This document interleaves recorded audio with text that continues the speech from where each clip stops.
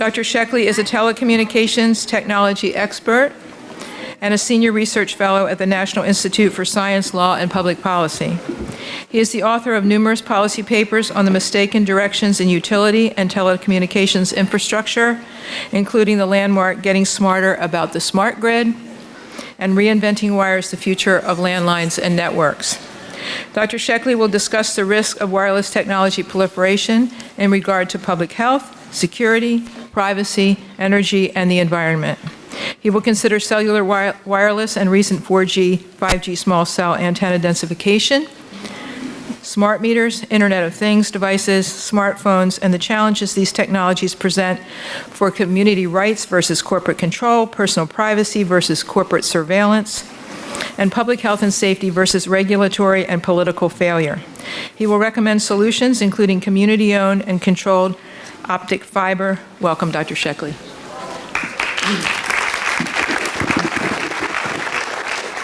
Thank you, Virginia. I'm very pleased to be here. I'm from Boulder, Colorado.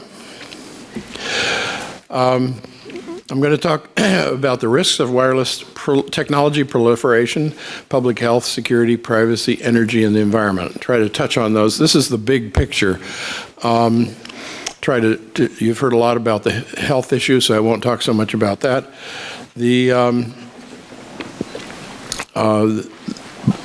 You've seen this book around here. This is available either in electronic, it's free, electronic format, PDF, or you can get a copy of it, I think at the table out there. This was, by the way, it can be downloaded at this website on the front. These slides will be available to you after this presentation, so you can get back to all this material. Just briefly, in a nutshell, the history of telecommunications. I won't go through all this, but we invented the telephone. The telephone was invented in 1896, and the Bell Telephone Company formed the next year. That created a monopoly over a number of years, run by one corporation. The important things to remember off of this timeline are the Communications Act of 1934 that established the Federal Communications Commission, and then the divestiture of the Bell system, this massive monopoly in 1986, and the Telecom Act of 96, which is the first and only revision of that act. And it did a very important thing that had a lot of consequences.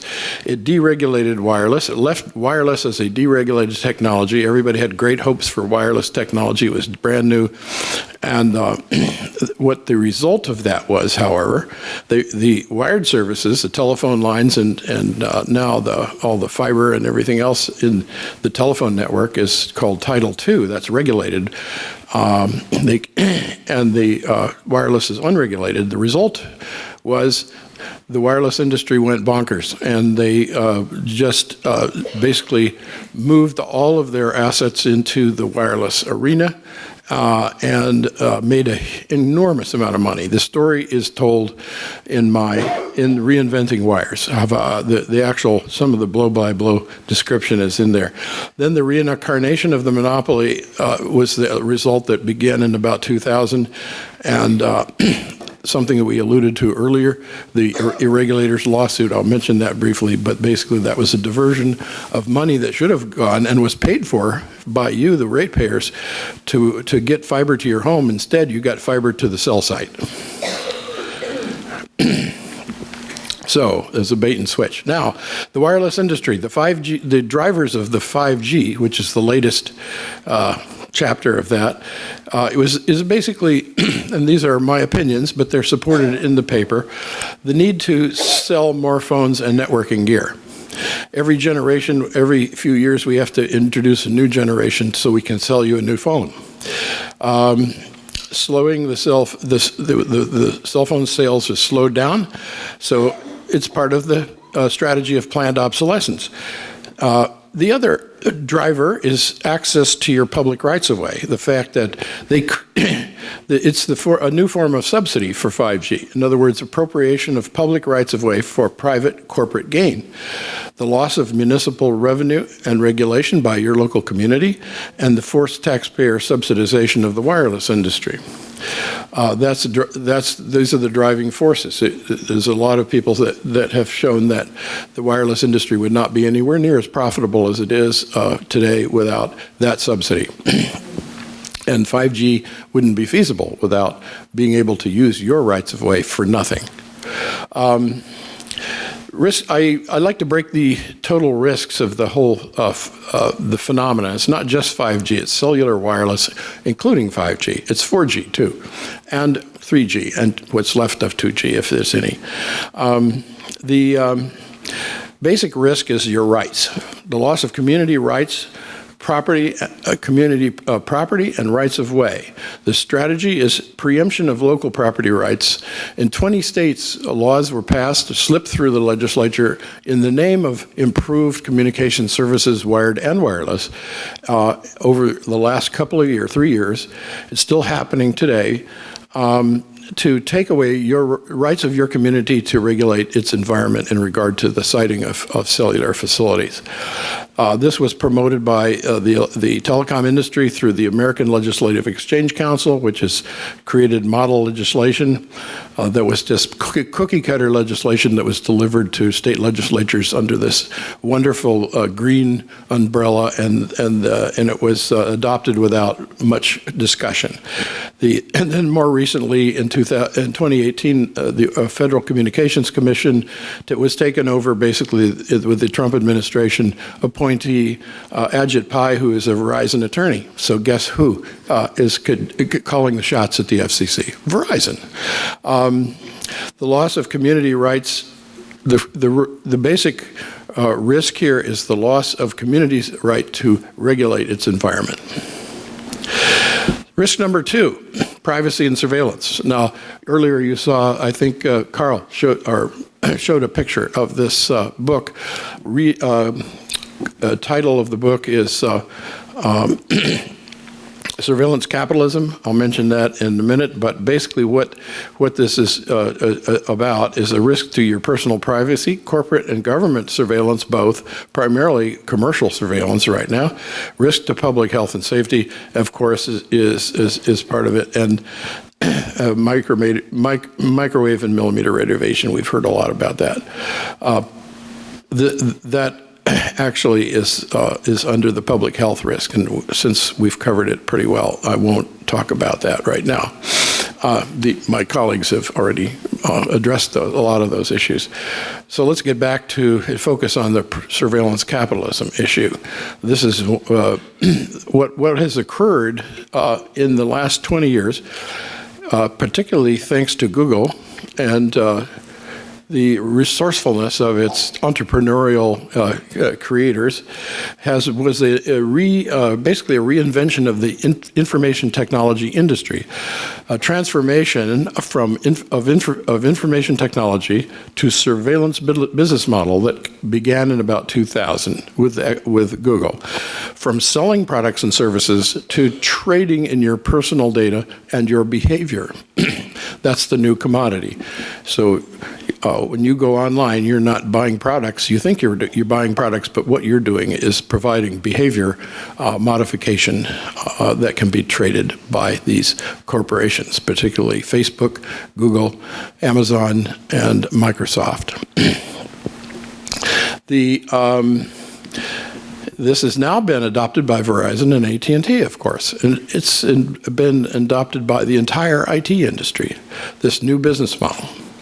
Now selling the data, the selling of behavior first in the form of advertising, but now selling behavior modification itself. And the Cambridge Analytica scandal, which we've heard a lot about, new film out actually on it now called The Great Hack by Netflix. I've heard it recommended. I haven't seen it yet, but I've listened to interviews of the producers of that film. It sounds fascinating. It is about selling control of people, including political control. And we may see a new surge of that in the next election, where they're using Facebook and all these IT corporations are selling your behavior and your votes to whoever will buy them. And if you want to know how that works, well, I'll tell you about it. You need to read Surveillance Capitalism. It's 600 pages, I warn you. But the wireless devices and networks are complex and proprietary. This is the difference between wired and wireless. Since it's an unregulated industry, the networks are proprietary. They're owned by the carriers and the manufacturers, primarily the carriers, and that mainly is Verizon. And the new monopoly, or duopoly, I call it, is that replaced Ma Bell, is now called Verizon and AT&T. And it's not the old AT&T; it's just the new name for an old company, Southwestern Bell. The devices, the important point to remember is the devices they use has built-in surveillance technology. The smartphone, what they call Internet of Things devices, appliances, cars, smart meters, these are all designed to gather information and accumulate this information that goes into these massive databases, and it's about your behavior.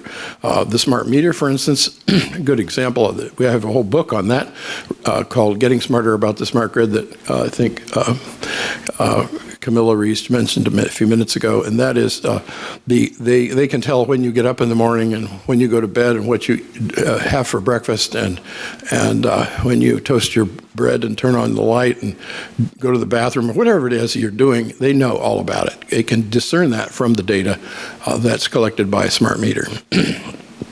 And they sell it. They use it. I'm not saying the utilities know how to use it, but they can get their access. The other corporations can get access to that data. For instance, the Android cell phone or smartphone is basically a surveillance device. It has accelerometers built into it. It has GPS location.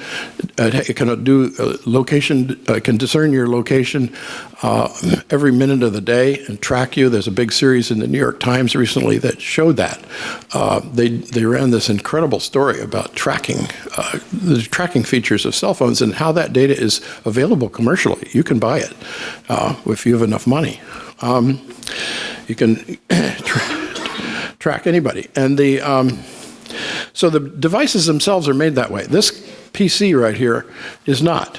The Apple's, and I have to say Apple has a little bit different policy than the others, but about privacy. They take it a little more seriously, but it's still gathering too much data.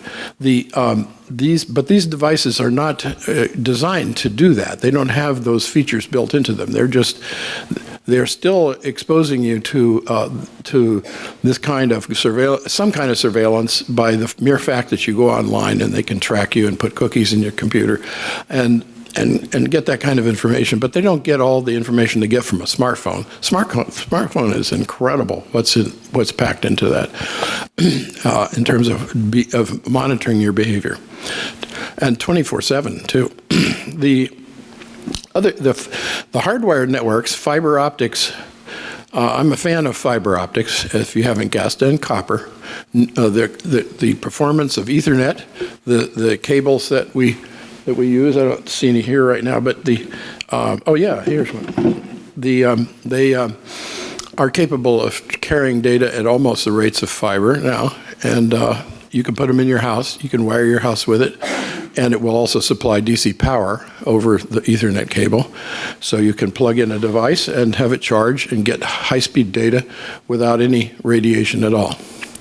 And a new set of connectors are coming with that. The USB connectors that carry power and data, and so it's possible to wire schools and your homes and offices with even better performing networks.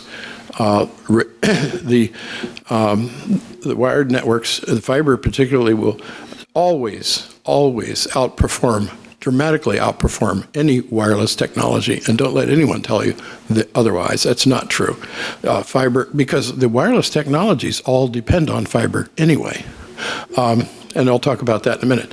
But the PCs are basically more private and more secure, and the networks are not proprietary. Your community can build its own fiber network and run it. I think Concord does have that. You need to get it finished and get everybody online with the fiber, then they won't need the 5G. Now, the smart meter. Let me talk about that for a minute because I know that's up on your mind. It's obsolete for a new energy economy. I spend a lot of my time working on renewable energy, particularly solar, and the integration of solar and storage.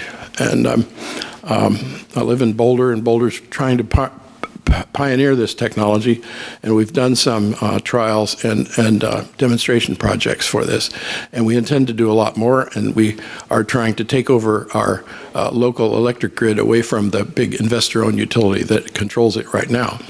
You don't have that problem here, but you just still need to get political control over your power company, even though it's locally owned. It's a lot easier than Boulder's facing right now. But the smart meter offers no value to consumers. Excessive deployment costs and short service life, the health and safety issues, surveillance issues. The smart meter offers no value to the grid for energy management because control, the granular consumption data that's gathered by the meters is useless and not needed for monthly billing. It's just, they can monitor your house every 15 minutes, every 5 minutes they collect data that shows these short interval power consumption, and they can deduce how the power is being used from that. It's mainly for cramming the rate base and increasing a return on capital assets. The smart meter networks cost a lot of money. It doesn't make sense to have a smart meter network that uses a radio when you've got a local fiber network. It doesn't make any sense at all. There's no rationale for it. And the fiber will be needed to upgrade the electric power network, the local distribution grid, to support distributed renewable energies, distributed solar and storage. Because the new technologies are moving away from the centralized power grid architecture of the last 100 years to a distributed consumer electronic model, which based on solar panels and solar and inverters and batteries and the communication capabilities that will enable a truly distributed electric power system that is resilient and more sustainable than anything that could be provided by a centralized power grid. So the fiber is needed for that. The new time of use pricing that I understand is being introduced here is offering a false promise. Time of use pricing is intended to get you to change your behavior to shift the power load off of a peak, because the power during the course of a day, the power will requirements will fluctuate, and the electric power grid is designed to meet the maximum demand. And if you can shift that demand, then you can reduce the amount of power that's needed to be provided at any one time. The problem is that the time of use is ineffective without automated premises equipment that can use those signals to turn things on and off in your house, to control the loads and possibly the generation that your house is creating. So it's not useful at the power company, it's needed on the premises, and that's why the smart meter was originally designed. And the original, back in 1990, these meters were designed. So they call it advanced metering infrastructure. It was advanced in 1990. It's completely obsolete now.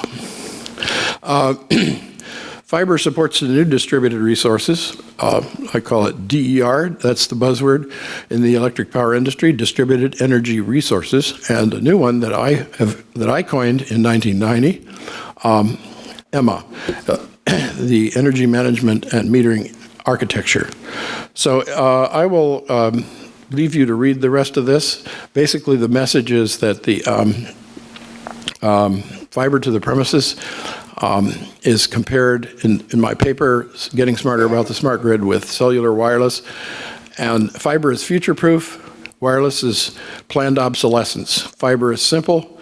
Fiber is open. Wireless is complicated, complex. Fiber enables renewables. Wireless is about surveillance. Fiber is 10 times more efficient than wireless in energy. Fiber is a basic public utility like water, sewer, and streets, and should be owned and controlled by your community, not by a corporation. The wireless is for things that move. And what can states do? Enable community fiber. The internet access is a necessity of modern life and the government. It is governance, and its dependency on wireless, on cellular, on cross subsidies is not really economical. Cellular wireless is an energy hog, and community fiber would reduce the need for cellular wireless. Not that we don't need it at all, it's just that we don't need so much. What can more the states can do? Here's the bullet list. Facilitate fiber, reclaim local control of wireless facilities, enact data protection laws, sponsor health and safety studies of EMF, enforce environmental protection laws, support antitrust enforcement and divestiture, investigate 20 years of phone cross subsidies, oppose mergers and acquisitions, and support national legislation for comprehensive new energy economy. There's more here, but I give some examples of the regulatory failures: FAA, California, and the FCC cell phone regulations. And just to let you know, Camilla referred to this a few minutes ago, this new report. We're hopefully going to get going here soon with your support. I'll leave you with this. This is happening in Massachusetts. There is an interesting website, a person that I've spoken with a lot over the last year, who is doing a massive amount of work on drafting laws that are appropriate to Massachusetts. Here's two of them right here, S207 and S1273. You can get these links off of the slides. So thank you for your attention.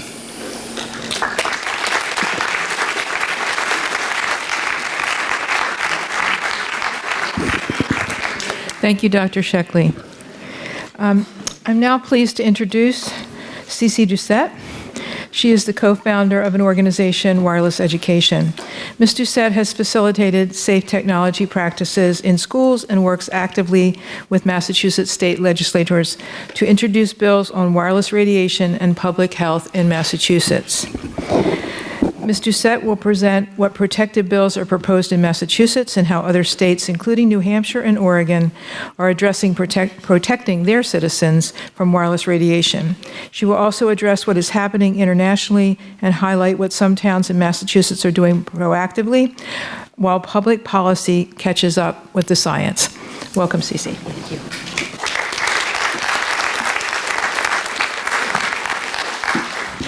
Thank you, everybody, for coming out today. It turned out to be a beautiful day. We were hoping it would be rainy, and therefore you wouldn't mind coming. But thanks for giving up this beautiful afternoon.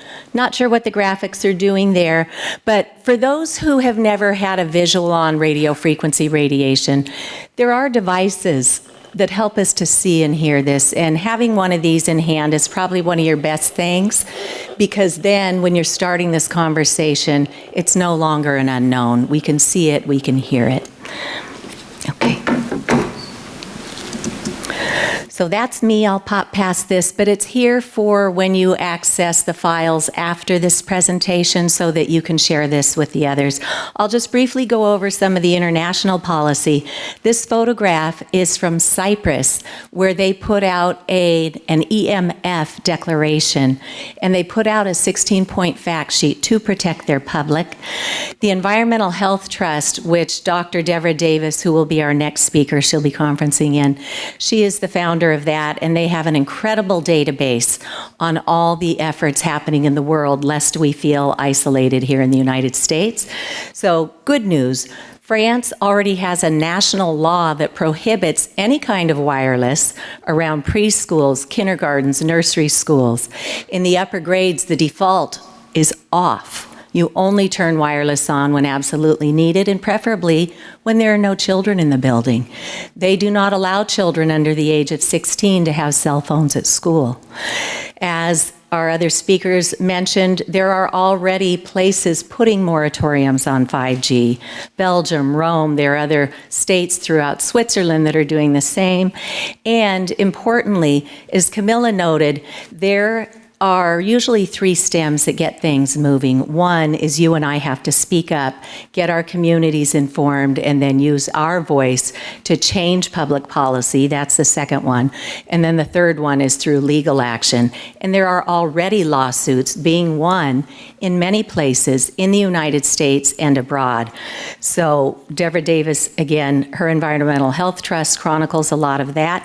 And another secret that the industry doesn't share with our communities when they bring in all these wonderful contracts is that Lloyd's of London and Swiss Re have long since recognized that radio frequency radiation is a leading financial risk.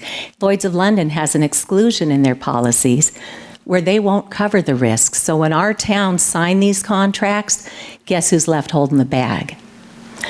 And as others have said, our international scientists, not just, any old scientists, hundreds who have devoted their lives to researching radio frequency radiation impacts, put forth an international appeal to the World Health Organization, the United Nations, and all of its member states in 2015. And for the last 5 years, we've been asking, well, what are they doing?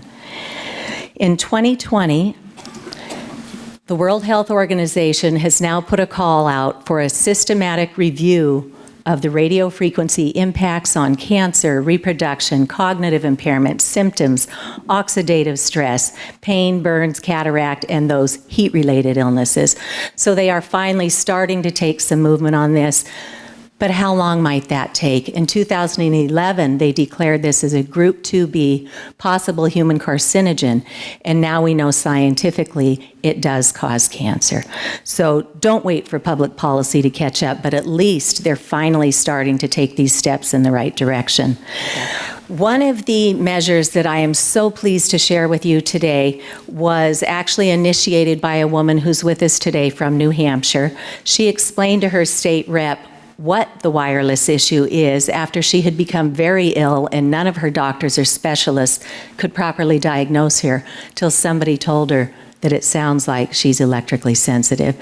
Thank goodness she has recovered her health, and when Rep. Pat of Brahmi went knocking on the door for the vote, she invited him in, she educated him, he listened. He then, being an engineer, went and did the deep dive and had this major wow moment like, wow, what have we done here? Okay, so Rep. Brahmi wrote a bill that was introduced in 2019, and he put very pointed language in there about the insurance industry, about what the fine print says, because in every one of your devices it says right there, keep this device at a distance from your body, or you may exceed those FCC guidelines, which, by the way, were never safety tested. So why are all of the peer-reviewed literature studies being ignored by the FCC? Why do they allow 100 times more radiation at our public than other countries do? And for goodness sakes, what is the cumulative effect of all these different frequencies that we're now imposing on us and our children? So God bless Representative Patricia Burke and Dr. Sen Sherman, who is a senator who co-sponsored that bill. That bill passed the House Committee on Telecom, Utilities, and Energy, and then it passed the Senate Committee on Health and Human Services. Governor Sununu signed it into law. They got that through in 7 months, right? And now they have formed their commission. Dr. Sheckly just spoke recently with them. Dr. Elrou is on the commission, and he and I and Frank Clegg from Microsoft Canada went and testified to get that bill passed, along with a lot of really good citizens from New Hampshire. And thank you to those who drove down today to be with us. Oregon just passed an emergency law. Senator Anderson is a retired public health nurse, so it didn't take her very long to put two and two together when this issue was brought to her attention. They have an emergency law that, again, passed very quickly, and their public health authority is now assigned to investigate the non-industry funded science and then report back on what EMFs are and what they're doing to us, especially as it relates to children in our schools. And they're now in the process of engaging a grad student who they can get to do the legwork on the analysis on that. But California, Hawaii, Illinois, Louisiana, Montana, New York, Rhode Island, Vermont are all getting engaged in this, be it from the biological effects or the excessive screen time impacts on us and our children. Here in Massachusetts, and I do want to give a shout out to Kirsten Beatty, who Tim mentioned just a moment ago. She has been working her tail off with last tree laws. She introduced 10 bills through her legislators this session. There are an additional 8 that are directly sponsored by additional legislators throughout the state, and all these bills have to come out of the first committee by the first week in February. So if you've given us your email contact information, we will ask for your help with that. It will be a simple phone call to each of the committee chairs to say, please, I care, here's why, and please report these bills out favorably. So when I first fell down the rabbit hole with this issue, I thought we'd raise our hands and say, we've got a problem. Our public servants would be public leaders. They would jump up and fix it. 5 years ago, my senator introduced a bill on my behalf, Senator Karen Spilka, and I was told by others, don't get your hopes up. In Massachusetts, a bill almost never goes anywhere the first time it's introduced. And if it comes in under constituent request, that could be a red flag that amidst the thousands of bills they have to get through, maybe they don't have to pay attention. But Senator Spilka introduced it, and because our gracious actual experts have sent in testimony, because the people in Massachusetts who know about this have sent in testimony and came down to the State House to testify with us. My bill was actually reported out favorably by the Joint Committee on Public Health the first time through. But then it went to study. So last session, Senator Spilka brought it back, but this time she put it in under her own name, and she doesn't introduce much legislation, so for that I was very grateful. And it once again went to public health, reported out favorably. It didn't get set to study, but it did time out last session. So this time around, I went to see if she would bring it back, and she had been elected as our Senate president, and as such, she no longer introduces legislation. And I found out at the 11th hour, and I'm like, oh no! But my state rep, Jack Lewis, introduced that bill for me this time, and he looked at the New Hampshire bill and wrapped some of that language into it about 5G and looking at the health and environmental impacts. And when that happened, that bill went over to the Telecom Committee instead, which has never put anything forward, but this session might be different. So that bill would form a commission, and that, I understand, is how Massachusetts tends to work. You need a bill to form a commission. They put experts on it, they do the investigation, and then they decide what to do. We have a second bill with Senator Julian Sear that also forms that commission.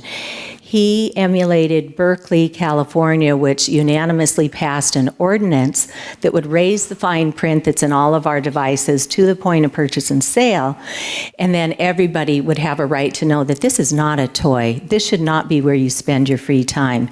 Use it sparingly and wisely. So his bill was first introduced last session, and because of all the education we've been doing, they actually assigned a research analyst to this topic that did the deep dive last session. I don't know why that's doing. Oh, I know why. Never mind. I just figured it out. Sorry about that. When the Joint Committee on Consumer Protection got Senator Sears' bills, they did the deep dive. They figured out what this is, and then they went ahead and wrote their own bill. And that's what we have this session as Senate 129. So that's a really strong bill. And as we indicated before, we actually have 20 in Massachusetts. Some of them address children in schools, utility smart meters, both that we should have a no-fee opt-out as a first step. We should never be putting them on our homes to begin with. And then there was a huge amount of fraud around that Worcester utility smart grid pilot program with National Grid. Huge cost overruns that they wanted to put back on the ratepayers. Patricia Burke, who's with us today, has just been a godsend on that. She has done so much legwork, and thank you to the people out in Worcester who have also worked so hard on that. Product labeling, give people the right to know. Safe libraries, Kirsten's bills are trying to help us get our children protected wherever they go. Healthcare training's another big one, but we did have the first major U.S. EMF conference in September out in Santa Cruz, California for 15 CMEs, continuing medical education credits. That EMF conference, the videos are now available. Anybody can go purchase those now. And the panelists and the Q&A are free to anybody, so feel free to use those resources. And safe community infrastructure is another area that Kirsten's been working on. Massachusetts state agencies, and again, in my naivete, I thought that tell people what this issue is, then we can start fixing it, right? Well, here's who we've been speaking to. Dr. Deborah Davis brought a panel of world experts here in 2015. They met with our legislature, they met with the Department of Public Health, the epidemiologists could talk, same language. They said, yes, we lost 2 positions at 9/11, we just got funding, we can restaff. And then another year was going by, and I'm thinking we're about to lock our kids in schools with radio frequency radiation that we know is a toxin. So I reached out to the DPH and said, look, I'm a tech writer by trade. I've learned my way around this issue, and what I haven't figured out yet, I've been so privileged to meet with world-leading experts who can help us fill in the gaps. And as a mom, I would get fact sheets from the DPH through my schools, like on lead in drinking water. So I said, would it help you if I used my skill set and wrote a fact sheet? So I basically hollowed out the lead one and I put EMFs in. We went through a couple of versions and it was great. They said, yeah, that would be a great way to get us started. We got a couple of versions in, and they said, this is great, we'll take it from here. He vetted it through, Dr. Bob Knorr vetted it up to his manager. She said, great, let's send it down to graphic design. And I said, awesome, when will we have these out to the public? And they said, it usually takes about 3 months. Well, it's now been 3+ years, and those fact sheets have yet to see the light of day. So I was with the Department of Education, elementary and secondary education, and speaking to one of their leadership members. And I said, so who does the DPH report to? Because our Board of Education is just waiting for higher authorities to tell them what to do. That doesn't sit very well with me. I don't know about all the moms and dads and grandparents in the room, but somebody needs to step up. So I set up a meeting with the Department of Health and Human Services, which oversees the DPH, and we had what I thought was an exceptionally good meeting on July 31st, just this past. And nothing. And our children are still exposed to high levels of radio frequency radiation. And worse, Dr. Joel Moskowitz of the UC Berkeley wound up suing California to release a cell phone fact sheet that had been written in 2009. He had to sue them before they released it in December of 2017. So when he found out that we had worked on fact sheets here, Dr. Moskowitz put in a Freedom of Information Act request to our DPH, which denied it, saying it was still in draft form. So then he went over to the editor of the Boston Globe and said, you may be interested in knowing that your DPH is sitting on critically important information for the residents of the Commonwealth. So finally, and I had been calling the Globe for a long time, but finally they did a story, and the DPH said they would have those fact sheets out within 6 months, and what did they do? Within a couple of weeks of that story coming, they put up a page on EMFs, on the state's radiation risk control on EMFs that says, no direct damage. So we got some work to do in Massachusetts. So the Department of Public Utilities, Patricia Burke had let me know that there was going to be a hearing on that fraudulent activity with the smart grid. And we went in, and it was actually pretty cool. At the State House, you get 3 minutes to testify on a bill. We go to the Public Utilities hearing, and we said, how much time do we have? And they said, oh, we got the room for like 3 or 4 hours. So we really got to educate that day. It was phenomenal. And Janet Johnson came with us that day, too. She's a special education teacher. And so we thought we did a really good thing. The Office of the Attorney General was there. They had 2 assistant attorneys general there. And again, nothing. So, schools. So, see that little Boston Parents paper? My first bill came out in 2015, and for 2 years as I investigated this, I had nobody I could speak to, right? And then we had this public hearing, we had this panel of experts come here, and then this just shows up in our libraries and in our grocery stores. It's a free parenting magazine, and I'm looking at it and go, where did that come from? It was Camilla. And Dr. Martha Herbert, who founded the Autism Lab at Mass General Hospital, she had done a press release months prior that wizened editor saved it for the back-to-school issue, right? So that was really cool. When I first investigated this, I'm finding things like the French National Library took wireless out in 2008. I'm finding pockets of Belgium and Israel who have already taken wireless out of the school, so I'm sharing this with my schools.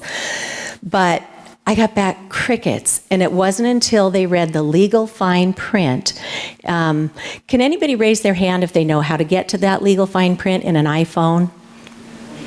Okay, so a lot of you don't. I'm going to take a moment. This is one of the most effective ways for me to open the conversation with newbies. If you have an iPhone, you go into settings. Okay, we'll give you a sec. Take a moment, because this is important, and I apologize if we run over in a minute, but this is really important. Once you're in settings, scroll down and hit General. If it's an older phone, you go up and hit About. If it's a newer phone, and from About, you go all the way down to Legal. If it's a newer phone from General, you just go all the way down to Legal and Regulatory. And at the bottom there, you will see RF exposure, which of course we now know is radio frequency radiation, or two-way microwave radiation that they politely call energy.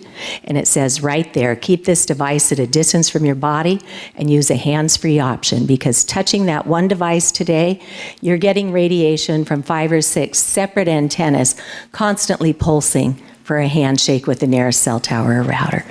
So we became the first in the nation to even have that little sign hanging in our classrooms.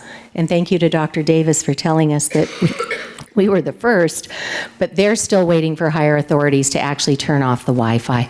Worcester Public Schools has investigated this. They have an RF notice on their website. Just this fall, one of the Waldorf schools, the high school, turned off the Wi-Fi, so a big shout out to that. Dover Sherborne, we have Corinne Whitaker with us here today. She fought tooth and nail with other residents. They got a cell tower stopped at Dover Sherborne High School. Wayland Middle School's wellness teacher is on this now. So good news all over. This is an excellent resource to talk to your schools. Questioning the safety of our children's exposure to wireless radiation. We did another expert panel last year, and that's there for the entire world to see. And I already talked about the Department of Elementary and Secondary Education. The New York Times did a series of articles about what Silicon Valley executives are doing.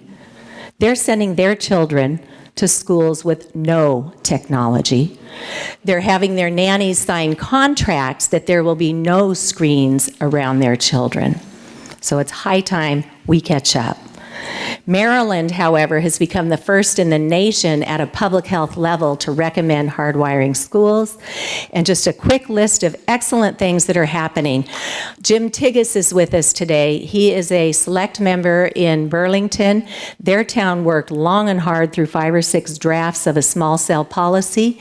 In the end, Verizon withdrew their 7 small cell antennas. So lots of good examples there. 5G Crisis with Patty and Doug Wood have taken that and made that be a national template. Any town can now grab that and run with it. Bedford, Lincoln, Southborough are already in position to adopt that Burlington. So Jim, thank you so much. Cell tower pushback, Centerville concerned citizens. Cell tower in the church steeple, they had no right to grant any kind of an application for that because it's a protected district. Who knew? Now they're fighting it. Holliston has now just gotten a group of citizens together because I think it's AT&T or T-Mobile wants to now start putting RF equipment on top of the high voltage power lines that are abutting these neighborhoods. There's a lawsuit out on Chappaquiddick for a neighbor who put a cell tower on his property. Dover Sherborne, doing great out there. Concord, thank you everybody from Concord for the hard work to get that cell tower application away from your downtown and that arts cupola. And just this week, Richard Longland and Rebecca Hull educated the community, and they decided not to grant the industry a variance to put a really tall tower up when they could only put it up at a certain height. So don't let them tell you that this is inevitable. Utility smart meters we've talked about, but there's a woman in Massachusetts who has a doctor's note that she cannot be exposed to radio frequency. Bridgewater owns their own utility and they shut off her water.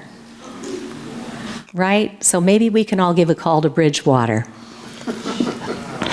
All right, Wayland brought us in to educate. They have the biggest setback that we know of in Massachusetts, a 900-foot setback for cell towers. So that's how to protect your community. Get your bylaws straight. And they voted not to let the smart water meters in. Okay, lessons learned. Right? There's so much good happening. I know it's been like drinking out of a fire hose today, but there's a lot of good news. Don't go it alone. I raised my hand and thought we had a problem. I should have educated everybody around me first, parents, grandparents, teachers, nurses, doctors, then go in collectively, and that's where you see change. Be very calm. The amygdala will do what the amygdala will do, fight, flight, or freeze if you freak people out. Calm, professional with the facts. Have a radio frequency meter in hand because now you can see it. Understand what their constructs are. I just thought everyone would fix it, but they have to go through their own protocols. So know what those are so that you can help them be supported in achieving their ends. Work together toward hardwired solutions and don't expect somebody else to fix this. Keep the process moving. If you haven't heard back, politely ask again and again and again. Don't go away. Okay, so I'm very pleased to announce that we have just launched Massachusetts for Safe Technology. A number of us in the room have been meeting on a monthly basis. We do a monthly conference call. If you would like to be involved in that and keep abreast of what's happening and give information to what's happening with you and your town, go out to Massachusetts for Safe Technology or MA for safetech.org, and we'll give you action items you can do. And nationally, please sign up with 5gcrisis.com. They're the ones who took the Burlington Ordinance and made it accessible to everybody. They've got a whole toolkit of things to use in our communities, and they'll go to DC to our federal legislators and take it with our voices there. 5G Crisis Awareness and Accountability Summit, Josh Del Sol pulled 40 experts together for interviews. Anybody can access that content to continue your knowledge on this, and you can have it free for 7 days. Generation Zapped, if you haven't seen it, get your friends and families together. You can now download it online or buy the DVD. And there's cards for our nonprofit wireless education. We have built the training. We have courses that your schools, adolescents through adults, can take for a half an hour. We have the training, same for corporate safety. Thank you very much. In closing, I just want to tell you what my fortune cookie said on Friday night. engage in group activities that further transformation. So thank you for being with us today.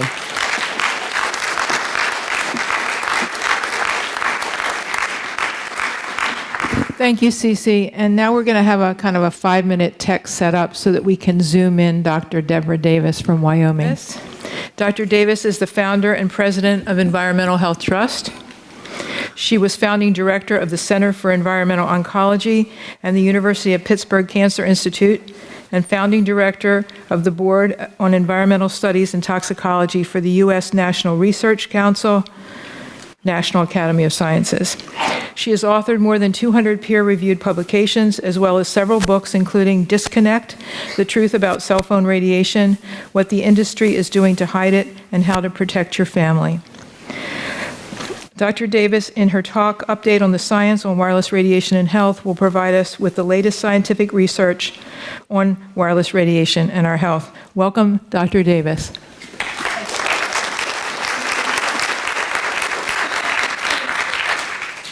Thank you so much, and I want to thank Camilla Reese and the other organizers of this meeting. It's a pleasure to speak after Cece just said. Some of those things she was talking about are projects that the Environmental Health Trust has worked on for several years, and we're happy to work with her and many others to see these things advanced. In particular, I want to give a shout out to Theodora Scarata, our executive director, who worked for more than 4 years with the Maryland Governor's Council to see that those guidelines about wired connections in schools were issued. Unfortunately, as Cece knows, it's one thing to issue guidelines, it's another to actually see them implemented, and that's where forums like the one you're holding today are so important. Because what you can do today is go talk to 10 more people and tell them, this is for real, this is important.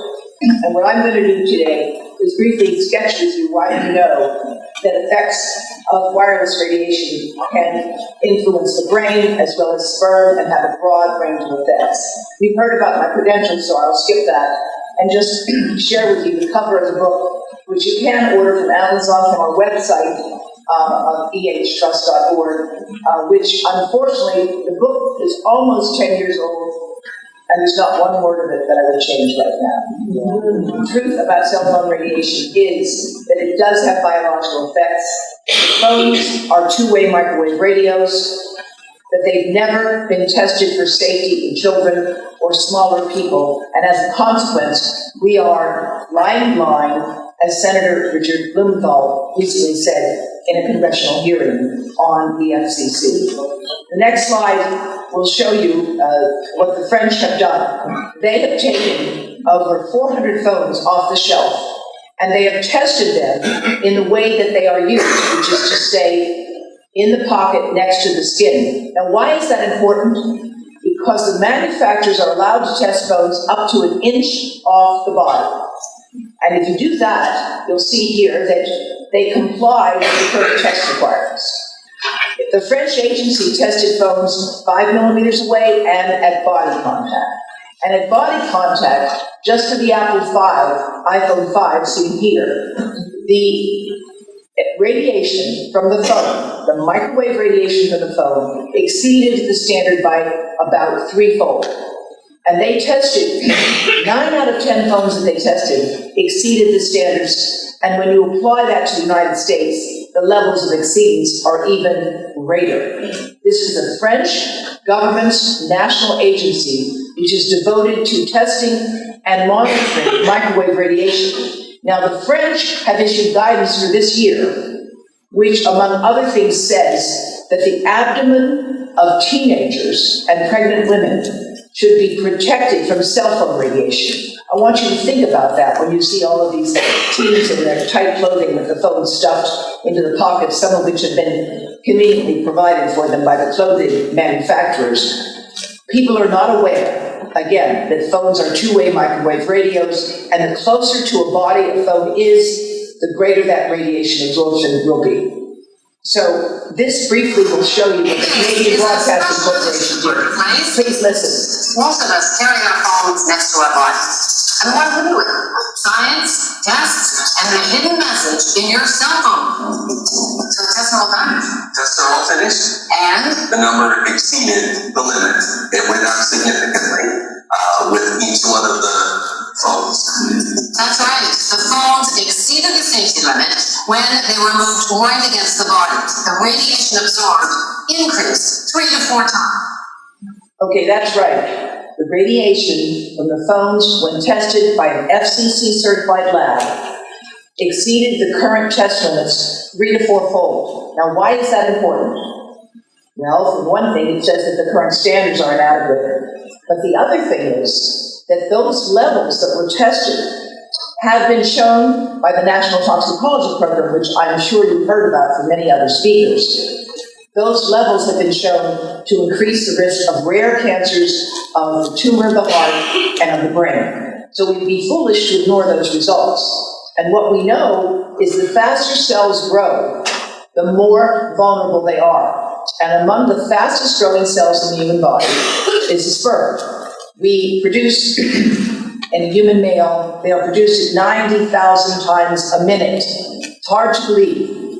And think about this. The faster something grows, the faster you can say something, the greater the chance you'll make a mistake.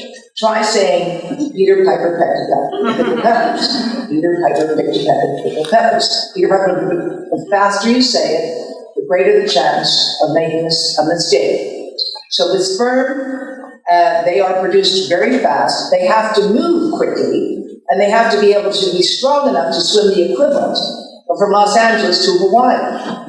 Now, how many of you know that many men are having serious fertility problems around the world today in industrial countries particularly? That 1 out of every 5 couples that tries to conceive is not able to do so.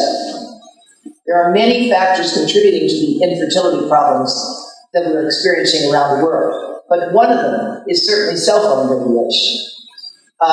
One of the questions is that we need the sperm to be the strongest one to fertilize an egg. Why do you think it takes so many sperm to make one healthy baby? At least 250 million. Well, some people have suggested it's because sperm don't know how to ask for directions. The reality is, we want the fastest, healthiest, strongest sperm to survive. And studies have shown that cell phone radiation interferes with that development. The same for our brain. It grows before birth, it's growing at the rate of 250 million a minute. That's 250 million a minute. And by birth, the brain of a baby contains 100 billion neurons. It's about 1/3 the size of the adult. So think about how much the brain grows in the first 2 years of life. It's quite dramatic. And again, the faster something is growing, the greater the possibility of error. And the brain in particular is not fully myelinated. Myelin is a thick protective sheath of fat that grows around neurons. And when it is exposed to cell phone radiation, myelination itself is interfered with. Now, if we look at all the toxic agents that we know that affect the body, and this schematic is just to symbolize them, everything from paints and solvents to x-rays, and wireless radiation there at the top, all of them have the property of being able to pass through membranes, through barriers. And that is exactly what cell phone radiation does. It disrupts the communication around the cell membrane. And we have many studies that have shown this, which you can find on our website at ehtrust.org. I'm having trouble advancing the slides on my end. I'm not sure why. There we go. This next imaging shows you the amount of absorption that takes place in the brain of a 6-year-old. And if you watch carefully as it rotates, you will see that the absorption really goes almost entirely through the head of this young child and is highest right at the ear, then going into the temporal and frontal lobes.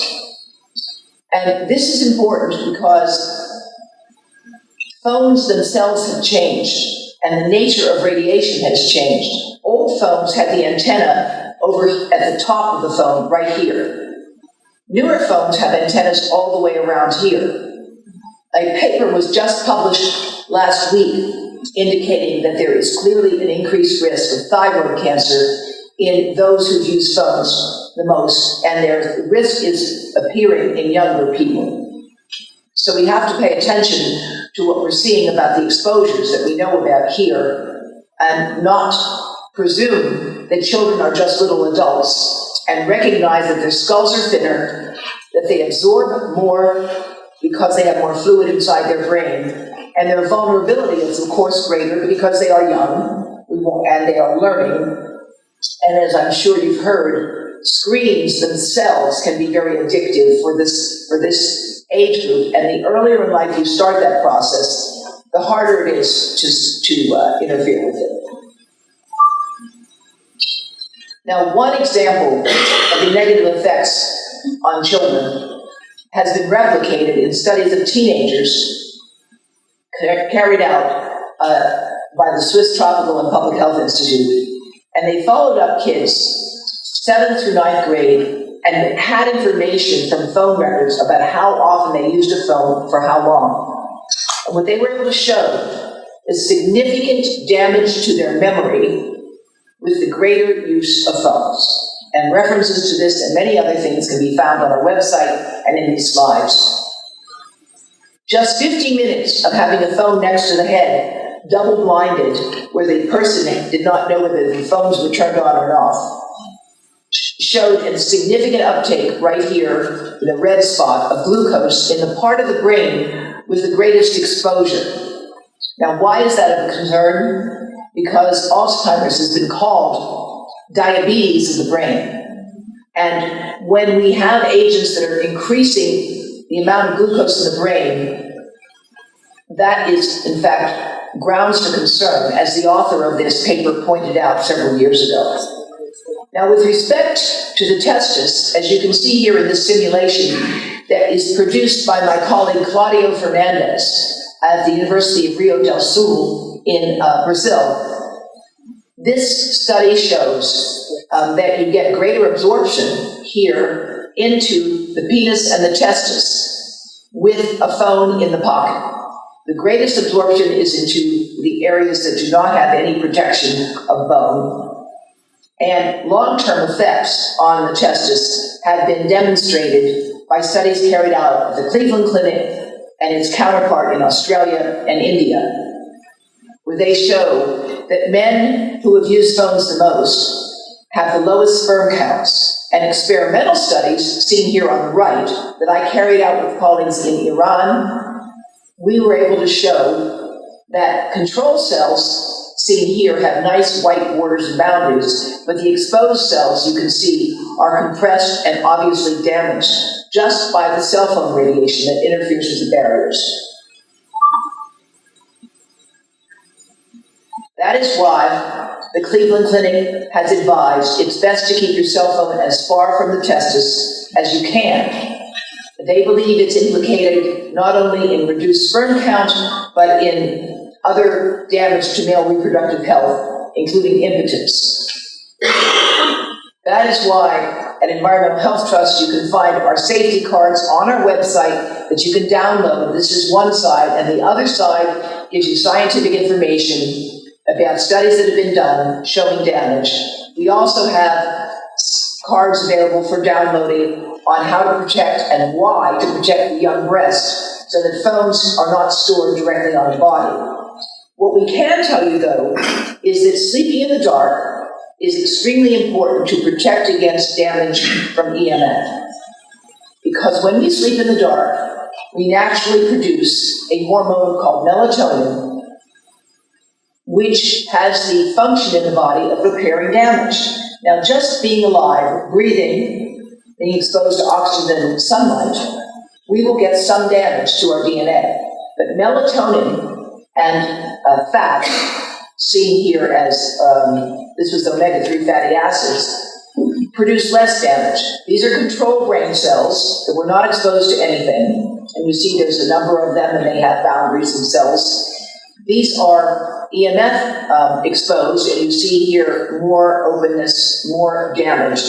And then when you add the melatonin, or when you add the omega-3 fatty acid, you do not have these large white channels opening, indicating breaking of the barriers in the membranes. So there is evidence of protective effects from melatonin, sleeping in the dark, and unplugging at night, and from a diet that includes omega-3 fatty acids. The American Academy of Pediatrics has been a leader in recommending that children under 2 not have any screen time.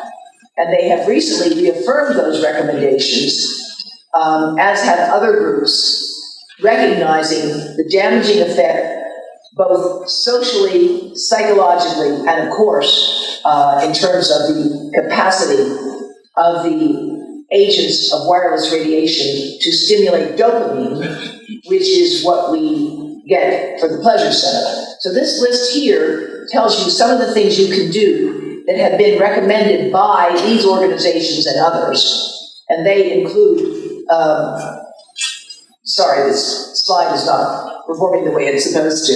They include very specific recommendations about keeping the phone off the body, not allowing children to use it as a toy, preferring texting instead of calling, using a speakerphone or an air tube headset, and not carrying the phone directly in the body, keeping it on airplane mode when you have to carry it for any length of time. And of course, if you must give a wireless device to a child, please download whatever you want to it first, put it on airplane mode, and then hand it to the child. Of course, we all know the importance of using wired connections whenever possible, and as CC and others are doing, educate your elected officials and your community. That's why the work of Camilla Reese and others are so important, because they've been in the forefront of educating the public on this issue for years. Now, I want to briefly share with you some new work on DNA damage by telling you about some old work. In 1994, Henry Lai and Vijay Singh produced studies showing that cell phone radiation could damage the DNA in the brain. As I talk about in my book, Disconnect, their work was subject to war games. So almost 10 years later, a multi-million-dollar study was funded for 12 research groups that took 4 years. And that study asked the same question: could cell phone radiation damage the DNA within the brain or other DNA within fibroblasts, within other human cells? And they found, much to the surprise of the leaders of that study, they found clear evidence of DNA damage. That's the point to hold on to. That was published in 2006. It was done, the work was done in 2004. And that work was subject to war games as well. Now, they looked at something called the Comet assay, seen on the screen here. And basically, you see this is a nice intact cell, and this is called the comet, or the tail of the cell. This shows you a measure of degradation of DNA. It should not have any tail at all, as it does here. This is the equivalent of 1,600 chest x-rays, which a baby can get in a CAT scan if the machine is not adjusted properly for the small size of the child. And here you have exposure from 24 hours of exposure to a mobile phone, again, looking at brain cells. And clearly you see, while the tail is a little longer for the chest x-rays, the tail here is also quite long. Now, this was a troubling finding, produced first in 1994, replicated in 2004, published in 2006, and now we have, I'm going to skip this one, toxicology program. The National Toxicology Program has finally been able to publish their own results on exposure of cell phone radiation to DNA in mice and rats through a whole body study over a period of 2 years. And they showed significant increases in DNA damage in both male and female mice and rats. So it's important to understand that although the cancerous results in the NTP showed up significantly only in the male rat, other results from the NTP for DNA damage showed up in both mice and rats, males and females. And so the conclusion that finally got published in the NTP is that cell phone radiation could damage DNA. And remember something, the levels of radiation in the NTP study were lower than you could get from cell phones in your pocket today, because they assumed that the levels were those of phones permitted to emit and not the actual levels that phones do emit when they're tested next to the body. So we have clear evidence that of DNA damage from cell phone radiation at levels lower than what people can be exposed to when phones are in their pockets. And these are the data from the NTP, just published. And if you look here, this is a control, and there's a little bit of DNA damage because that's life. This is the increased exposures, and these are statistically significant results.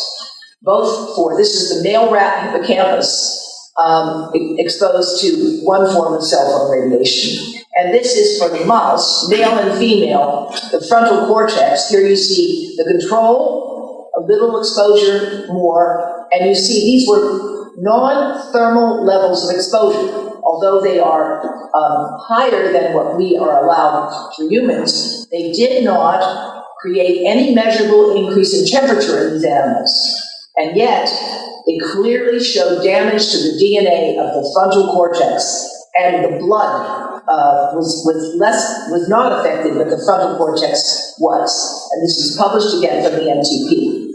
The implications of these results, which I'm sure you have already discussed, are very, very important. The study was set up to test the assumption that the only effect that made any difference was heat. The NTP findings showed that's not true, because they got no heat was measured, no increase in temperature in these animals, and without any increase in temperature, you got a significant increase in brain tumors and schwannomas. But in addition, I want to remind you, there were cancers in multiple organs in these animals that did not quite reach statistical significance, but were elevated in the exposed animals compared to controls. And there was DNA damage in both rats and mice. So we finally turned to what we know about 5G now in insects. And this was a brilliant paper that was done by the Swiss researchers who are supported by industry and their government to investigate the effect of exposures to RF radiation on, in this case, a honeybee. They took Apis mellifera and they made a model of it, and they measured the exposures to different levels of proposed radiation, 2 gig, 24 gig, and 120 gigahertz. This level here is the level that 5G is allowed to reach.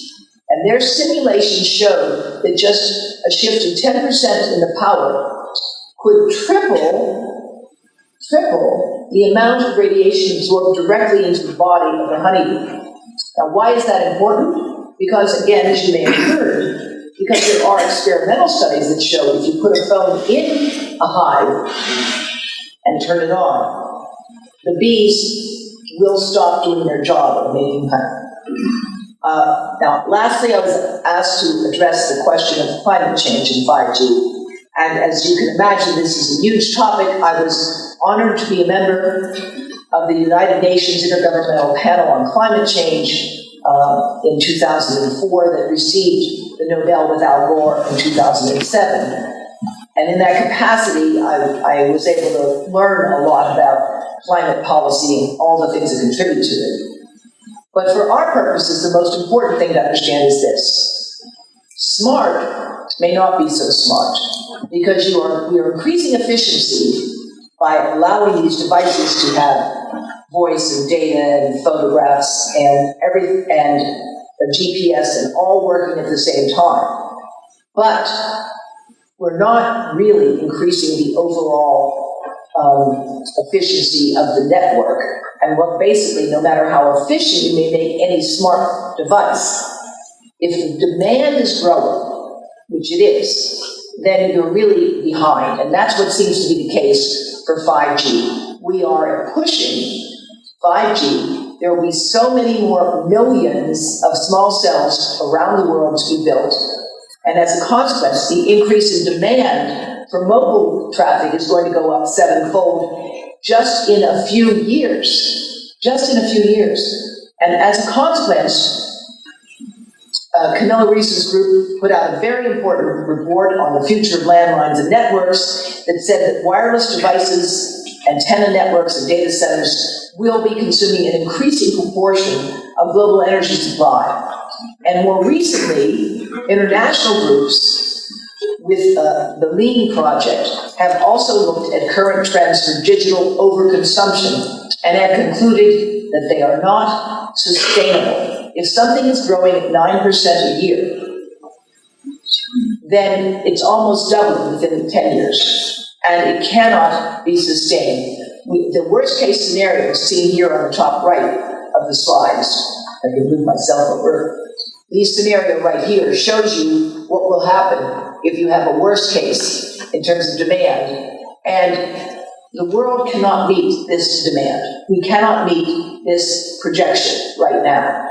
And so that is why this whole project is called Lean, in order to try to promote rethinking of the Internet of Things and how much of it really is needed, and how we can make the digital transition more energy efficient by limiting growth to 1.5% a year instead of pushing it to 9% a year. Because, as I wrote recently in an op-ed that you can find on our website and Facebook page, 5G looks to be an energy vampire. It looks like it will suck as much energy as it can possibly take, and as a consequence, it's really going to be very difficult for the world to see a reduction in some of the dreadful things that are already happening. The fires in Australia are a warning sign to all of us. Yes, some of them were started by arsonists in July who were arrested and prosecuted.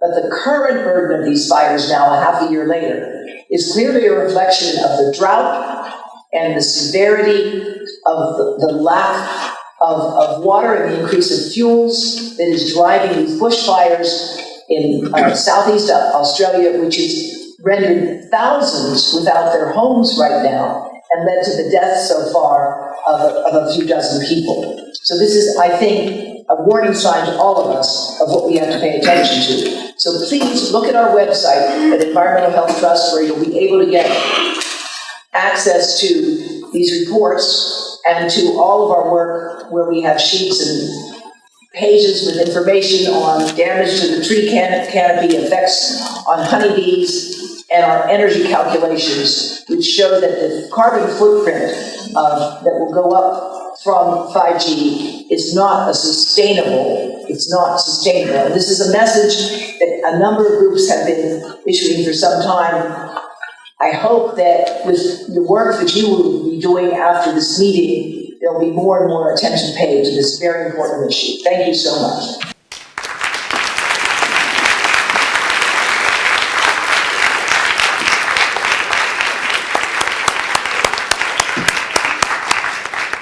Thank you so much, Dr. Davis, and you'll be staying with us as now we move into the question and answer portion of our program. We invite people to come up to the microphone. I understand a number of you have written questions down on 3x5 cards. If someone could get those to me, I'd be happy to ask them if our panelists can come up to the table.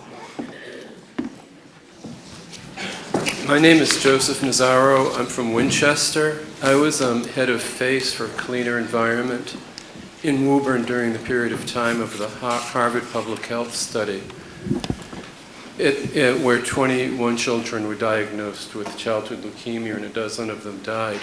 The DPH came in. The people of Woburn for 10 years demanded that the water be shut off from their houses from wells G and H. It tasted foul, it smelled foul, it was unpalatable.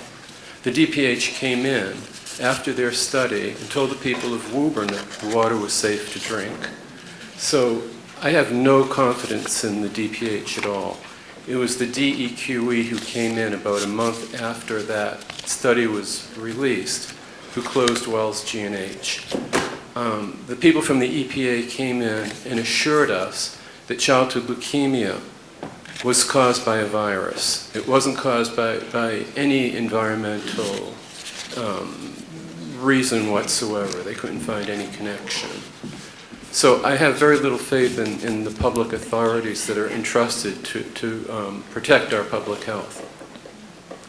As far as H2885 goes, I contacted my state senator, Jason Lewis, and my state rep, Michael Day, who haven't got back to me on whether or not they choose to support that bill.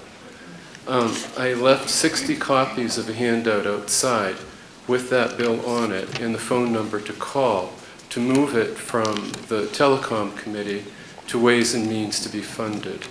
If you like, I can give you the phone number now, or you can get it outside. It's written down. I really urge everyone to call to get that bill funded. It's to study the deleterious health effects of 5G and cell phone radiation in general. It's as far as I can see, the only hope that we have in Massachusetts. The Winchester Board of Selectmen are currently meeting on the 5G rollout in Winchester. I was working up by Lexington and Woburn in Winchester and got a test 5G signal. I looked outside and the 5G antennas are up. I went around Winchester and I see that the antennas, the transceivers, are on many, many poles. Every single pole that you cross going down Wildwood Street in Winchester has a 5G antenna on it that has not yet been activated. The Board of Selectmen say they can do nothing about it. The Planning Committee say they don't know anything about it. The Selectmen say that they have to follow the FCC guidelines. The FCC recommends charging $100 for the installation of an antenna on a phone. Boston, the only area that has 5G right now in this area is Boston. Sir, could I just interrupt you a second? Do you have a question for one of our panelists? I mean, this is very important information, Yep, but if you could turn your attention to a question, that would be so great. Can you also give the phone number?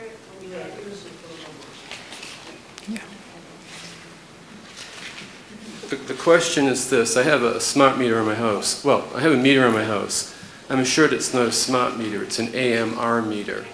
It's a one-way meter, they say. And they don't want to replace that meter with the old mechanical meter. They say the mechanical meter gave off a radio signal. Their new AMR meter, which is an Itron Centron, only gives a one-way signal. I have nothing to worry about. I don't tend to believe it. I don't think it's a smart meter, but I don't think it's a safe meter. Can the panel address what this Can gentleman I is? give the phone number? Is this on? It's Yeah. 617-722-2263, and it's Senator Mike Barrett who heads the committee. The AMR meters aren't any better than the AMI meters. They're all the same. And it's for your purposes, the distinction is irrelevant. Can I also add that we have two main providers of electricity. We have National Grid and we have Eversource. National Grid does offer an opt-out program. You would need to pay for that analog meter to be reinstalled, and then they will bill you a certain amount, maybe $11 or $13 a month. Eversource, however, does not offer a smart meter opt-out program, which is what one of the other bills is that Senator Michael Moore has.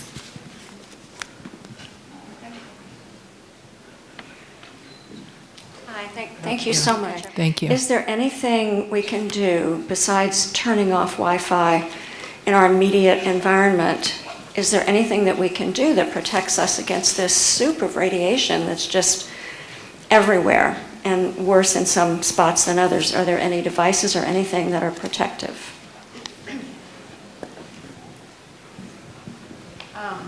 So, yeah, you can control the environment within your premises, and of course you've got the radiation coming maybe from a neighbor's smart meter or an antenna in the neighborhood. There are, first you need to do it by measuring. Like Cece said, you have to know what's there, and then you can attempt to shield. There are films that you can put on windows, there are paints that will block the radiation, but these things are fabrics. But first you have to know what direction it's coming from and attempt to remediate it, check with the meter, because sometimes if you don't know what you're doing, you can actually make the situation worse because of reflections. So it's tricky, and there's the Building Biology Institute that has experts that can come to your home and help you do it.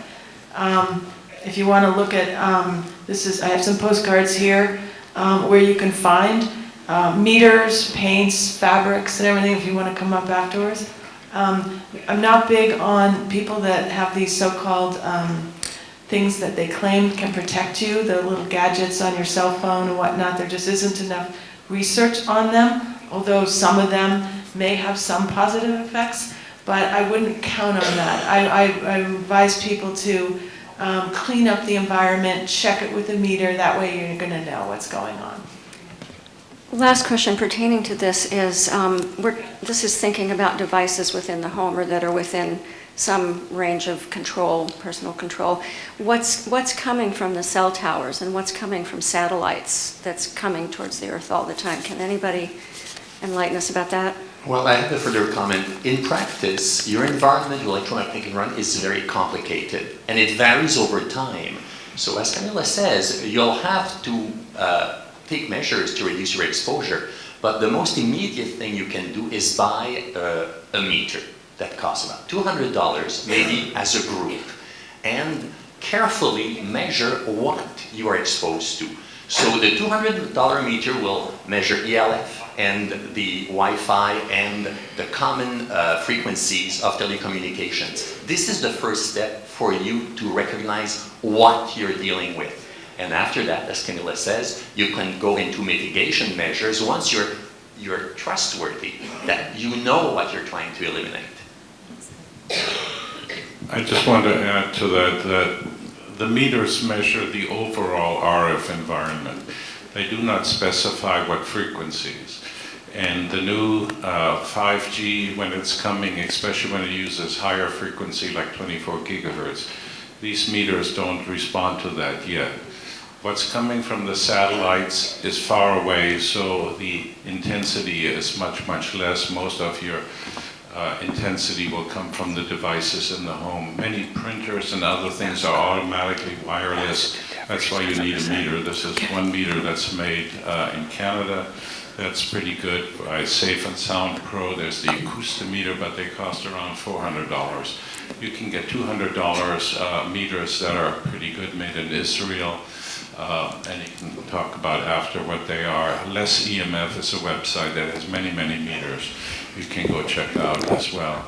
And once you've determined that, then you can see how much your neighbors are and educate your neighbors and get the community, if you have an opt-out, to opt out from having a smart meter. In California, we fought for that, and it costs me $10 a month to get an analog meter back. But, you know, my health is worth that. We also have a comment from Dr. Davis. Yes, thank you. Two things. We have a pilot program in Teton County getting underway where we provide meters to the public library that people can check out in order to check their radiation. Because not everyone can afford to purchase meters. And of course, as I believe that was Professor Eru, meters will not detect 5G.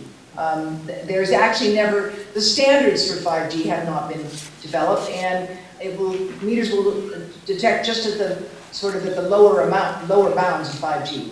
But more importantly, I forgot to mention something that will be of great interest to the gentleman that mentioned Woburn, and that is that right now, as many of you know, the FCC has announced that they're going to reaffirm the 23-year-old standards for radio frequency radiation for testing phones, and that they will apply as well to 5G. There are many flaws in that proposed order. A number of counties and states are getting together to file a suit against the FCC.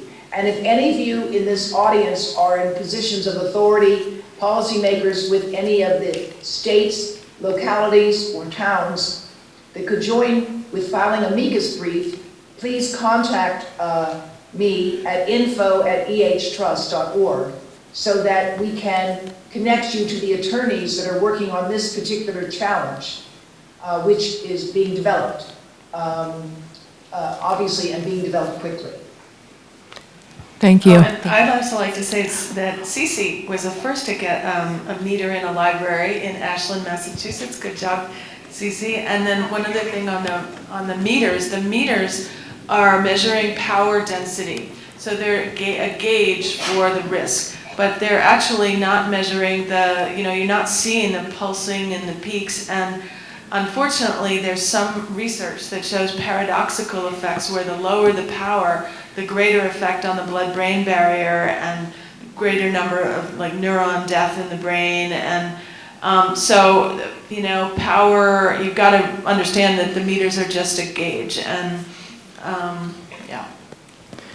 The bottom line is there is no safe level of microwave radiation identified in the scientific literature, so we all need to do our part from where we are, educate ourselves, educate those around us, and work together as communities to ensure that we're moving towards safe technology as fast as we can.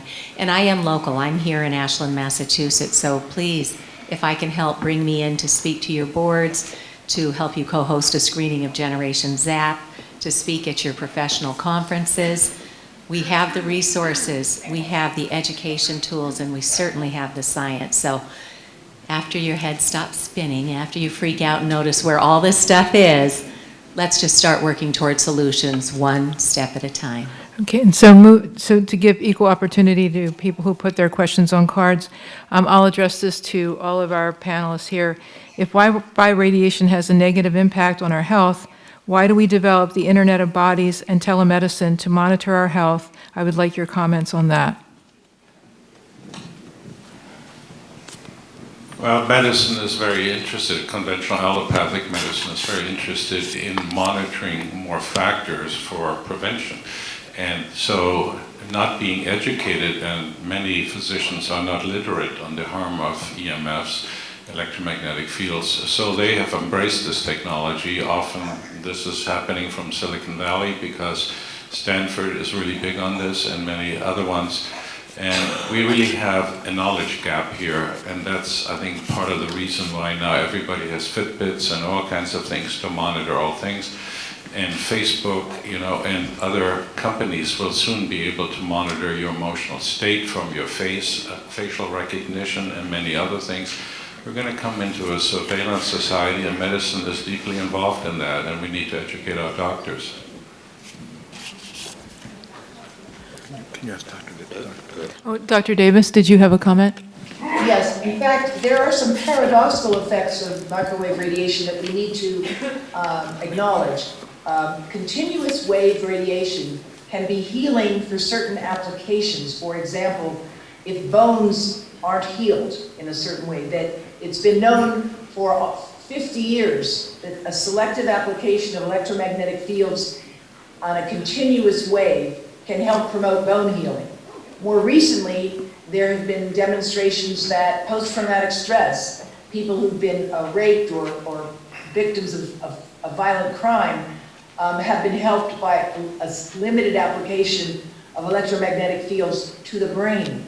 Having said that, these medical applications are proof that we do have biological responses to microwave radiation. Mm-hmm. Not all of our responses are negative, and that's the challenge. In medicine, the enthusiasm for these things now is a little bit frightening, in my opinion. For example, there are wireless glucose monitors, and I'm sure Carl and others can comment on how unfortunate that application is, because we know wireless radiation can alter glucose levels in the brain, as I've shown you, and in the blood as well. So there needs to be a major reset when it comes to thinking about microwave radiation in medicine, because there is this enthusiasm for certain applications, and I would stress there's not going to be any surgery that's done wirelessly. It's not going to be wireless, it's all going to be wired. So we need to differentiate this. If you're going to have remote medicine applications, it's going to be through a wired connection, not wireless. And the idea that 5G is going to be used for surgery, that has never been demonstrated in the real world. What works in the laboratory for 5G has not been shown to work in the real world. And we know that wireless radiation that will never be able to meet the capacity that's being generated, and we need to rethink many of these uses because they are not only extravagant, that's the least we can say, but many of them are dangerous, and the danger is not fully recognized. And in that, I refer to wireless glucose monitors and wireless cardiac monitors, which there are quite a few of, and the people using them are not aware that the monitor themselves can worsen the thing they're trying to study. Thank I you. would echo that. There are many devices used in medicine because we are electrical beings. The very mitochondria use electrons and protons to produce energy in the form of ATP. So we are electrical beings first and foremost. And when you use a continuous wave, like a sine wave, like your microwave oven works at the same frequency, 2.4 gigahertz, as your Wi-Fi. But your Wi-Fi is pulsing all the time, and it's the pulsation that really affects the body. And now as we're going up in the frequency as the carrier, which is the 5G and the higher bands, the pulsations will increase proportionately more. That's how we get more bandwidth to allow all the things that they're promising they can do with more data transfer.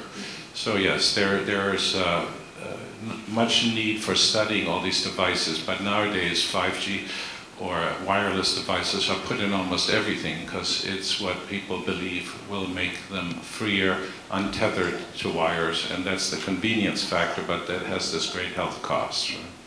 Thank you, Dr. Merritt. Let's move on to our next questioner. So I'm a scientist, and I firmly believe that science can help solve this dilemma that we're in and help educate people, etc.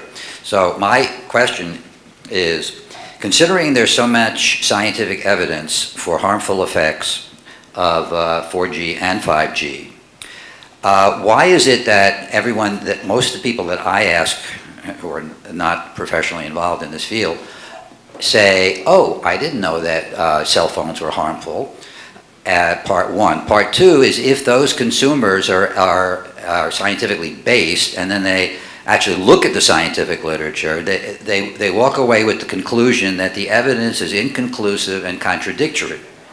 So what can we do about that to help solve the education mission and help to convert some of the politicians about what we all believe? You're absolutely right. The media is conflicted on this because they take advertising revenue from the industry. Well, the science itself is some data. Right. The media is not covering the science because they have a conflict of interest in general. And so the public is not getting the truth. It's not trickling down from and then there's a big propaganda machine going on too. It's spinning everything, making it seem like the FCC guidelines are part of it. That, it can't be a problem because you're within the FCC thermal guidelines. So, we're trying to educate, and I've wanted to do, to buy radio spots in Washington, D.C. during drive time and just it's not even that expensive, and get these messages out there to put pressure on the people in Congress and make them know that we're not going away, that we're going to get louder and louder. And so it's a problem that there's so many impediments to the truth getting out. It's very, very easy to say that science is uncertain. The people who have studied this are not uncertain, but it's very, very easy for IEEE to gather literature, the outlier literature that says, we have an example here. And to generate doubt in science is very easy because any scientific study can be challenged. You would have to have unlimited money and unlimited time to perform a study that can't be challenged. So you can always write a long document that will say, we're in doubt. We don't know what to do about this, which is a departure from industry used to say that the effects are impossible. But in fact, the scientists who have studied this are really unanimous in saying we have to control this agent.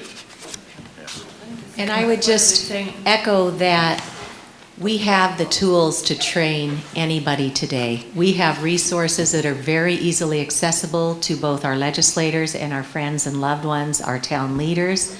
That little wireless education course, half-hour online. I worked with Dr. Mikko Ahonen out of Finland and Sweden. He was our advisor on the content of that. He is one of the world's leading scientific researchers on this. And it will teach you the science, the risks, what other countries are doing, and the medically recommended best practices for safer technology use. So we have it there. Do a screening of Generation Zapped, but get everybody educated, because unless we start speaking up, nobody at the top is going to take notice enough to change it. So scientists as well. If you are an expert in your field, if you have some collection of letters after your name, get yourself educated, because you are the people that our locals listen to. I want to also add that there are deceptions in science, that there are studies that are published where the abstract, which is maybe what the media might read, doesn't match what they found in the body of the science. So and then the headlines all across the world, like with the Interphone study, 13-country study, no risk found.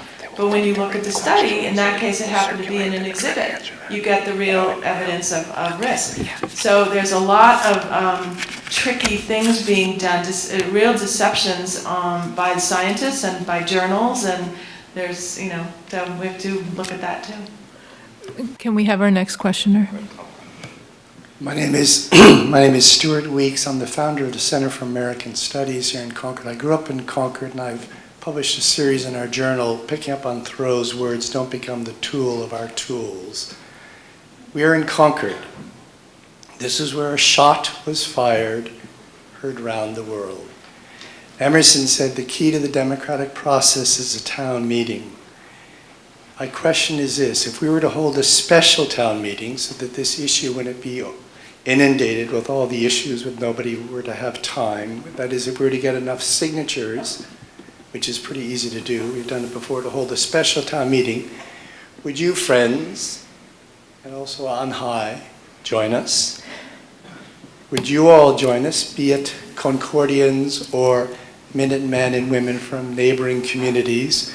If so, put your name on the list if you haven't done it already, because this can focus the issue.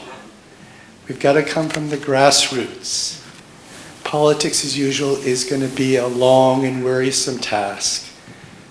But the special town meeting is the key to the democratic process.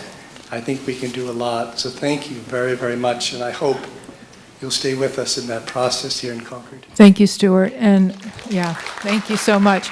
So we're going to move right along. And in terms of these questions, we will try to circulate answers. If you have signed in, we can possibly answer by email or on our website. David, would you like to ask a question? Yes, thanks very much. David Allen. I also happen to be from Concord. And Stuart has taken us to Henry David Thoreau, as Virginia did at the beginning, pointing out that we need to get to the reality. We heard in the second session, confirmed again here in the Q&A, that the science is absolutely unified on this. A search brings out that the reference for science on this subject in the US, the National Institutes of Health, through its National Cancer Institute, conclude that, with some exceptions, EMF and cell phone do not cause cancer. I'll say it again. The scientific community in the US is unified on this subject. EMF and cell do not cause cancer. Now, that's almost shocking, given how utterly in contrast it is with the narrative today. So, and let's just notice, those summaries are entirely current, 2019. They're 50 pages. They represent well over 100 studies. It's utterly solid. That makes it all the more striking. So the question is, since there is this really yawning gulf between this afternoon and this consensus, we organize what would be a dialogue across on one side yourselves, and on the other side, the vast number of scientists who say, you're not right. The only way we get someplace is if we talk to each other. I'd like thank you, David. I'd like Dr. Davis to address this. She's indicated that she has an answer. First of all, the science is not unified, but what is unified is that some websites of some parts of the U.S. government say one thing and some say the other. For example, if you look at the website for the National Toxicology Program, which means drilling down into, you will see that they clearly show what I showed you today. That is, they clearly show the results of their work. And yet, there has been a spin of it, a spin and interpretation of their work that's extremely effective, and there's no question about it, which has led the FDA to dismiss the validity of the NTP. And bear with me a moment, because I think it's important for you all to understand this. The NTP studies animals. For almost 50 years, they've been using protocols that have been standardized to test drugs and to test toxic chemicals. These are protocols that have gone through many, many iterations. And scientists agree this is how you decide, is something going to be safe to give to people as a drug, or is something going to be dangerous and should not be in our water supply? As an example, in Woburn, trichloroethylene was in the water supply. Some of us warned about it at the time, and yet studies and studies went on because the argument was shifted. Where are the bodies? Show me the bodies. Show me the evidence of damage. And I would submit that that approach of saying, where are the bodies, is the wrong approach for a sophisticated civilization to take in the 21st century. It's the wrong approach. It's the approach of the 19th and 20th century that said, I don't think smoking causes lung cancer, prove it. And by the time we could prove it, millions were addicted, and unfortunately millions have died from lung cancer related death. The reason why you saw the headlines about the decline in cancer deaths, that's almost entirely due to two things. One is the decline in smoking, which in the United States is at the lowest national rate ever. And the other is that there has been some improvement in treatment for breast, colon, prostate, and those common cancers. We have improved the ability to treat them, and therefore death rates have dropped for them. But if you look overall at certain specific things, you see an increase. So back to the MTP. Those protocols have been standardized over many, many years. The idea that the FDA says, yes, we approve the protocol, yes, it's a standard way of measuring whether something can be damaging to people, but in this instance, we reject it. That is what has to be discussed in a public forum. And by the way, whenever anyone else, and Camilla knows this very well, when we've tried to get people to come and participate on an equal footing for a public airing in the true spirit of democracy, they don't show up. And one of the reasons may very well be, frankly, to follow the money. If you look at the funding that has been done for this research, and I have a slide I can share with you, but I can just tell you the results. When you looked at the funding sources of studies that show no effect of cell phone radiation, the majority of them, the majority of the negative studies are funded by the industry or the military. That's just a fact. You don't need to be a statistician to know that 32 out of 35 studies paid for by the mobile phone industry and the Air Force show no effect. You don't need to be a statistician to understand what that means. And that's what we're dealing with here, because most of the studies in the and you know what was... Unfortunately, there are very few independent studies in this field, and you have in this room right now most of the people who've done them. Thank you, Dr. Davis. I just wanted to add a comment. What shocked me about, the very definitive results of the NTP study is that then the FDA would come out and say, well, animal studies aren't so valid for this kind of condition. Now, that's the very protocols they've set up, and that's how we normally test drugs and toxicology. So there are some real issues here, and the primary issue is follow the money and see where it leads you, and that pretty much tells you a lot of the story. Indeed, in most of Concord, and I know because it's my hometown and I'm very active here, as some are aware, there will only be interest in dialogue where there's not just one side of the position. Sir, if I could this address that. afternoon has had only one side. If you want interest in a town like Concord, you will have a reasoned scientific debate where credentials will be at issue, quality of studies will be at issue. I invite you to consider. That's Thank you. terrific. And that is what needs to happen. And it is very rare that the industry will come. For example, when Rep. Brahmi introduced that bill in New Hampshire, we were invited when we came up to testify to sit through a pitch that the industry was giving to the House Committee on Science, Technology, and Energy. And so we got to sit there and listen to them saying, oh, we're putting 5G in all over Massachusetts, all over Boston, it's going great guns, New Hampshire should jump on board.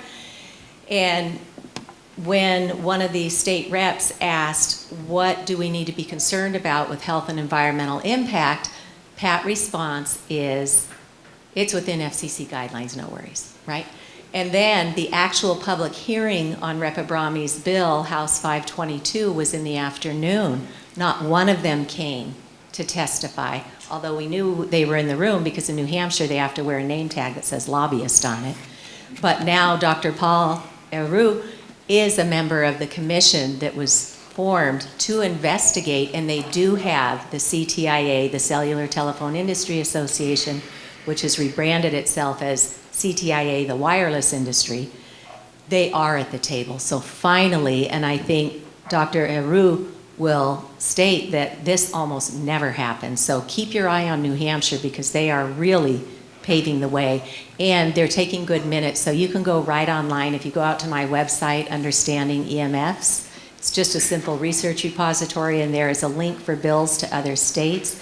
And as the minutes are approved in the subsequent meeting, they get posted.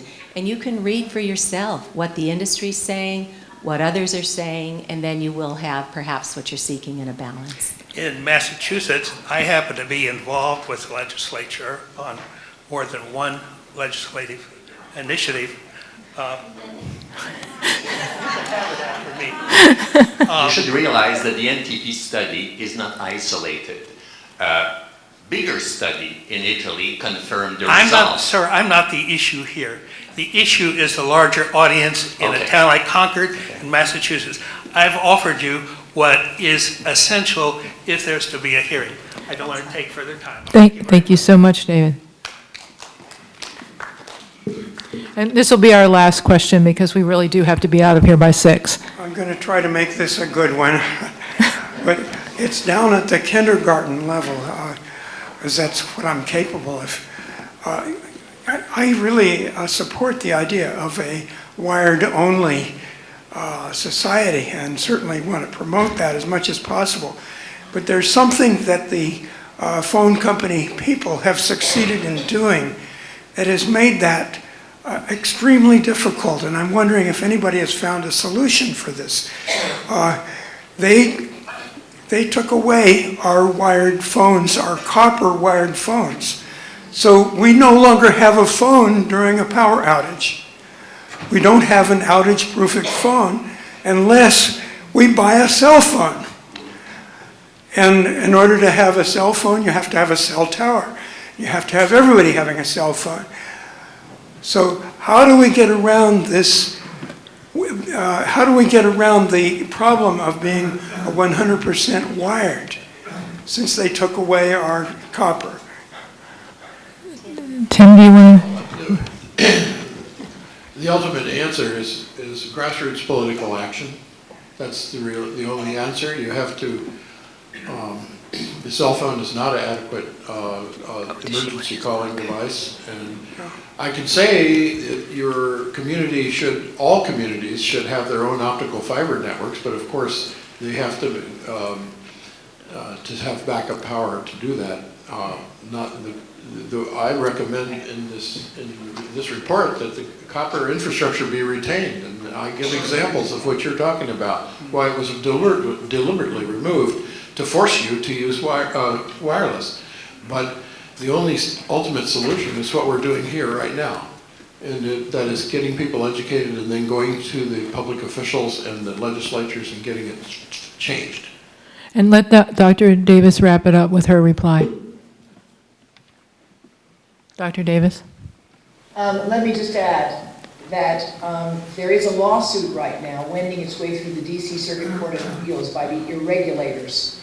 And it has to do with the fact that over the years, the FCC has allowed the reappropriation of funds that were supposed to be building copper landlines, and those funds were used instead to promote wireless infrastructure. You have a right to wired phones, and that is something that has been ignored. But again, as several of the speakers have indicated, from this meeting forward, there is a shot going around the world, if you will.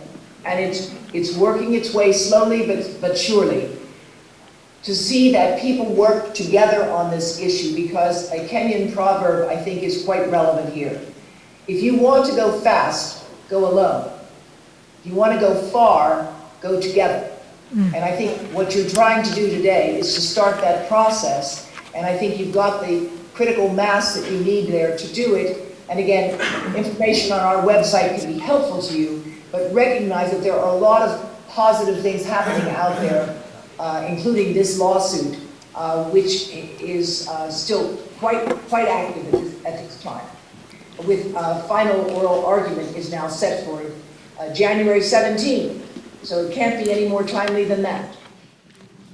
Thank you. And we have a little summary about the irregulators lawsuit if you would like to pick up a copy. Thank you very much to our panelists.